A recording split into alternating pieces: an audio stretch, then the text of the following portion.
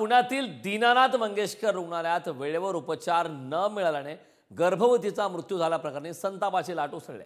या धर्मादाय रुग्णालयात गरीब रुग्णांना उपचार दिले जातात की नाही हे पाहण्यासाठी धर्मादाय सहआयुक्तांच्या अध्यक्षतेखाली समितीने रुग्णालयाला भेट देऊन अहवाल शासनाला सादर केलाय।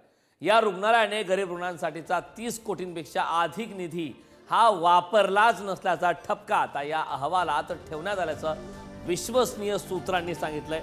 त्यामुळे खळबळजनक अशी आकडेवारी तब्बल 30 कोटींचा निधी जो गरीब रुग्णांसाठी वापरणं महत्त्वाचं होतं, मात्र तो निधी वापरलाच गेला नाही अशी खळबळजनक माहिती चौकशी अहवालातून हे वास्तव आता उघड झालं।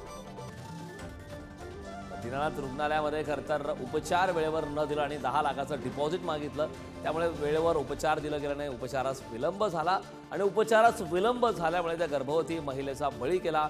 दुर्दैवीची घटना घडली। मात्र त्यानंतर आता एक चौकशी अहवाल जो सादर करण्यात आलाय, दीनानाथ रुग्णालयाने खरतर गरीब रुग्णांना 30 कोटींचा निधी वापरणं आवश्यक होतं, मात्र 30 कोटींचा निधी हा वापरला गेलाच नाही अशी धक्कादायक माहिती आता अहवालातून उघड झाली।